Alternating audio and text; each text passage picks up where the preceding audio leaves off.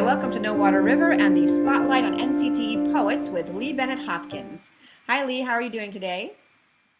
Hello, Renee. Good to see you again.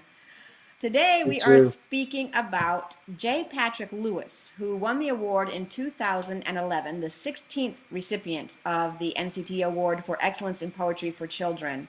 And he's had quite a history, actually, quite a rise to children's poetry fame. So I would love to turn this over to you and let you tell the story about how Pat got his start. So take it away. Okay. Well, Pat was born, I'm calling him Pat. We know it's J. Patrick Lewis, but I've known Pat forever, and to his friends, he's Pat. So Pat was born in Gary, Indiana, and he told me this. He said he had a disgustingly normal, happy childhood, growing up with two brothers, one of which was a twin.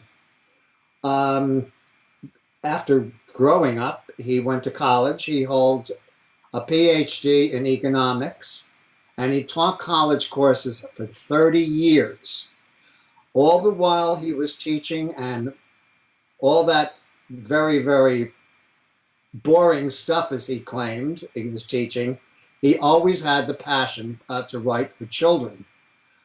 Uh, in 1983, he sent some poems to Myra Cohn Livingston. And again, Myra comes up in all of our conversations, it seems. She was such a mentor.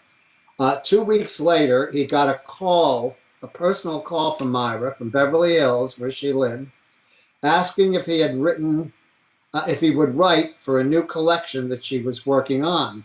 It was this book called Christmas Poems. He told me this. He said, "I still remember shaking on the telephone as I talked to her. I wrote several poems and sent them to Myra. She used two of my limericks in the collection Christmas Poems, and these became my very first published works."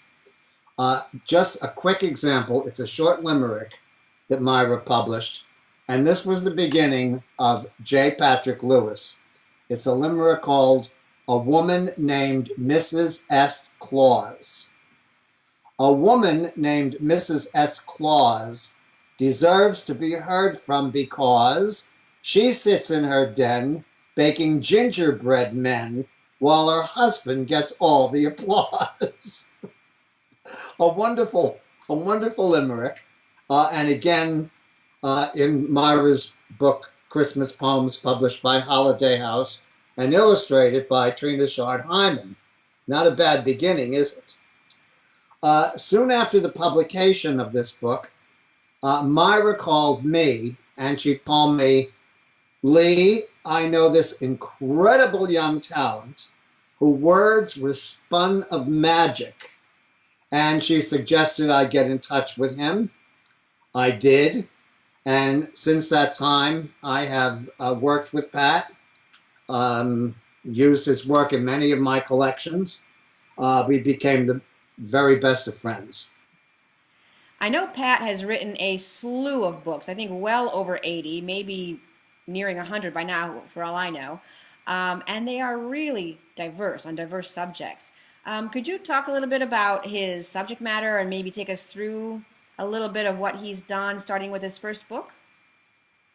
Yes, his first book, Hippopotamusn't. This was his very first book. It came out in 1990.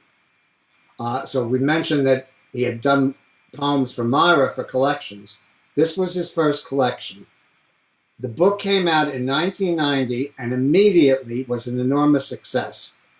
ALA Book List said, if wordplay were an Olympic event, J. Patrick Lewis could go for the gold. And of course, it was starred in School Library Journal, so Pat was truly on his way. Pat is totally dedicated to the craft of writing. He does an extensive amount of research on any subject that he writes about. He rewrites and he rewrites, in constant search of a perfect word or phrase. He told me, quote, "Poetry is as much rewriting as it is writing. Every word must be absolutely right. In many cases, what readers see on a printed page is the 5th, 10th, or 25th revision of a poem." And I think many poets will tell you this, Renee, that we work very hard, and I always maintain writing is rewriting as well. Pat juggles many, many different projects at the same time. He moves from manuscript to manuscript, prose to poetry. His diversity is absolutely incredible. He writes poems for the very, very young child, to such young adult collections as this one, When Thunder Comes, which is a book of about 17 varied individuals who dedicated their lives to fighting injustice. Among the poems that he writes and the subjects he writes about are Nelson Mandela, Jackie Robinson, and Harvey Milk. I mean, he's really an incredible talent when it comes to YA collections. A showcase of Pat's work appears in this fairly new collection called Everything is a Poem, the best of J. Patrick Lewis. This is a very, very big collection published by Creative Editions, contains over 70 of his works. Very, very, again, very diverse, from sports poems to epitaphs, on, and this is, again, a showcase of most of his work. It is a wonderful book to introduce J. Patrick Lewis to readers of all ages. Pat was the Children's Poet Laureate from 2011 until 2013, so I'm guessing he probably has his own definition of poetry. Do you have that, and could you share that with us, please? Oh, Renee, I am so glad you asked that question. I talked to Pat on the phone yesterday and asked him to give me some new stuff for this tape. And what poetry is, he generously offered this.